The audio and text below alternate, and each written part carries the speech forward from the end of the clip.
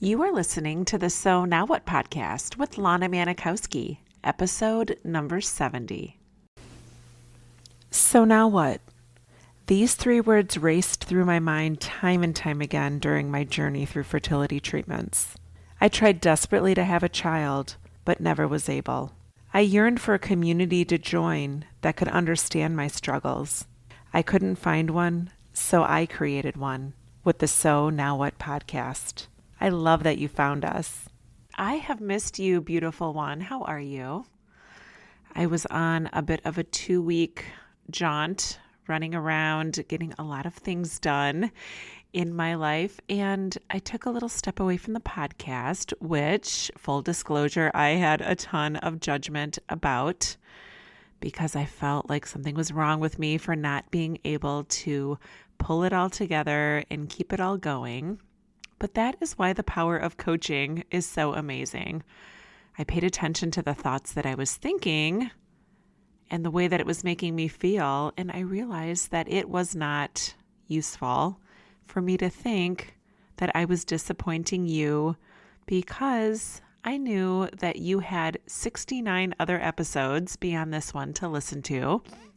And so here I am, episode 70, a new episode where we are going to talk about why it is so scary to fail when you are infertile.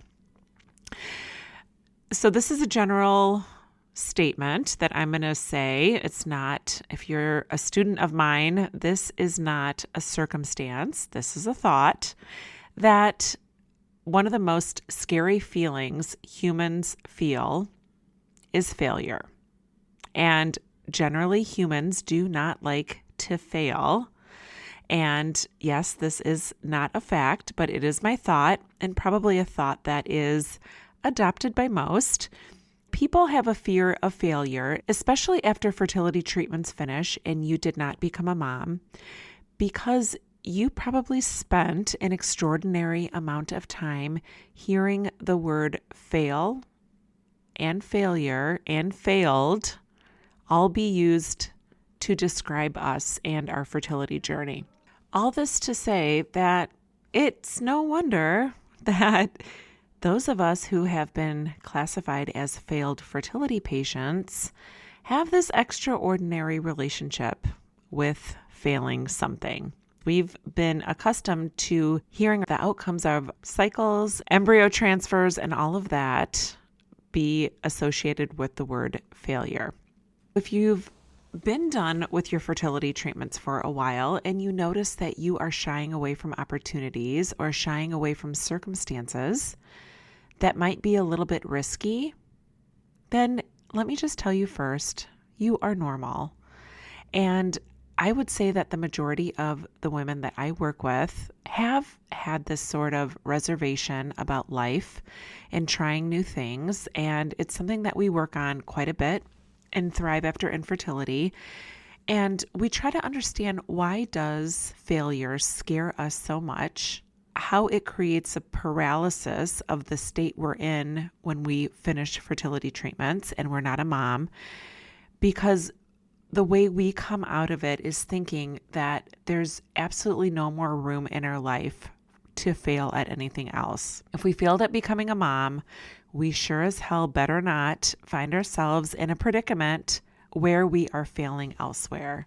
Something that I've noticed, and you may relate to this too, you may feel like, I really, really want to feel better, but what if I try to and it doesn't work? This preservation you are giving yourself, that what if it's one more thing that you try to do that doesn't turn out the way that you hoped?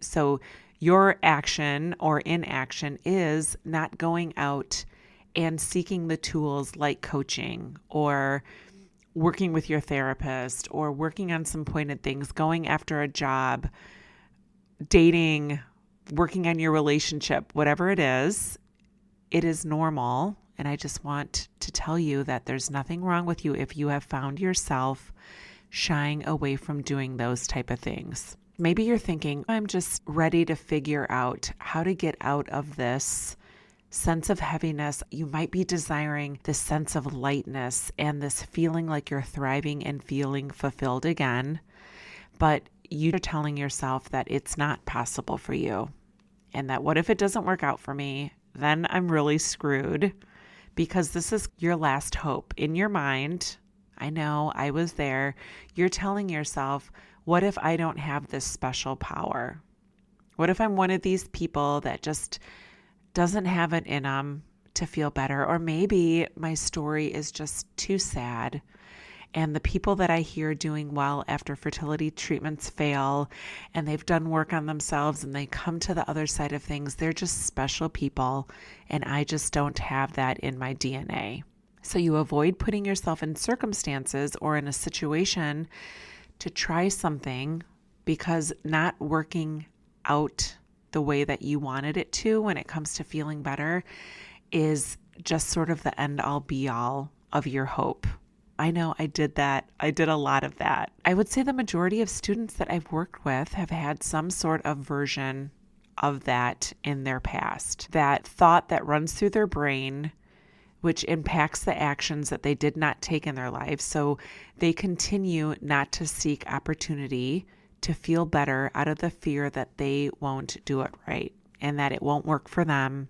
And they just didn't have this superhuman power that you need to feel better. Maybe you think that people that have this much growth and change happen in their life are just an anomaly. So instead, you stay there in your warm fuzzies with your blanket around you on the sofa, and you dream of a day that you'll feel better, but you just never actually go out and try to achieve it for yourself. When I decided that I wanted to have a new definition of failure, and I wanted to work on failure not being something that scares the hell out of me, doesn't mean I'm not scared of failure, doesn't mean that I don't judge myself if something doesn't go the way that I had planned, but I've been working on creating a relationship with failure.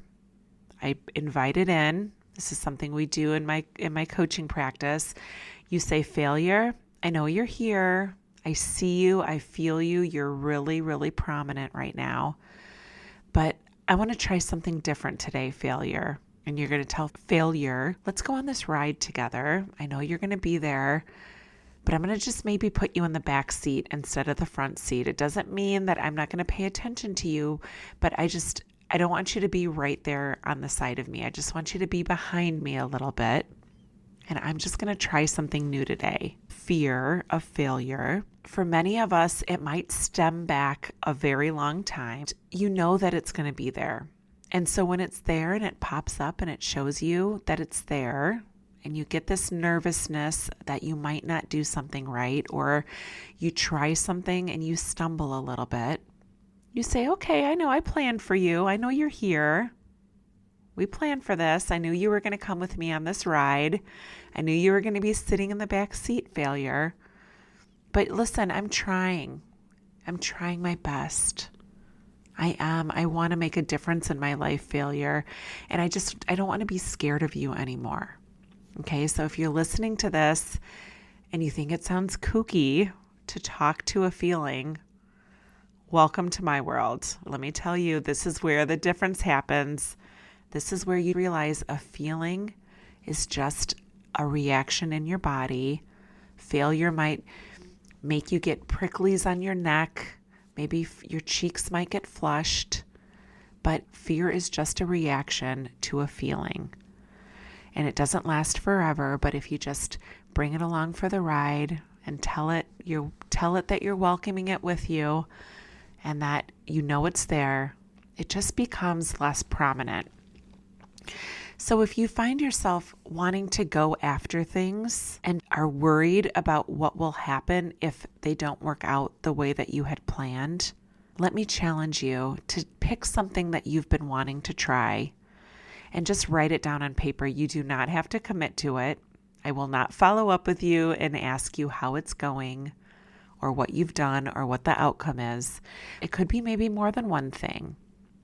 So for me, my big thing was my career.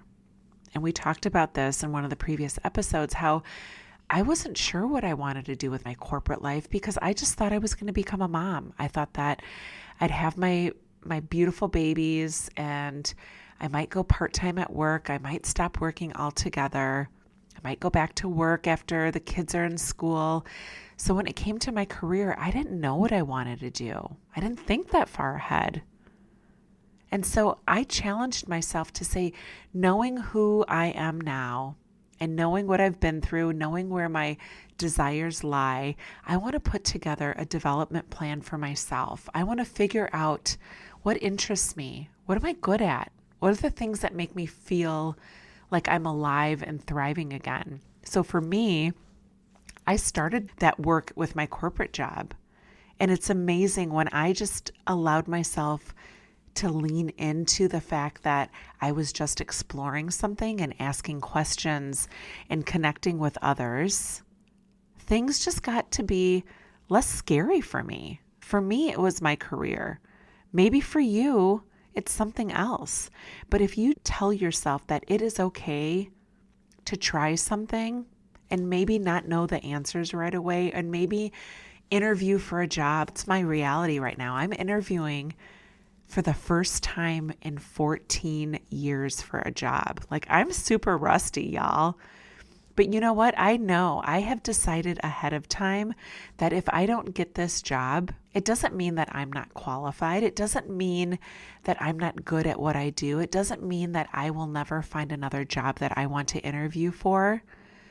It just means that either my timing wasn't right, or maybe there's somebody who's been working on this job longer than I have and has put feelers out greater than mine are. And I'm not going to make it mean anything about me, because failure is just a little physical reaction in my body.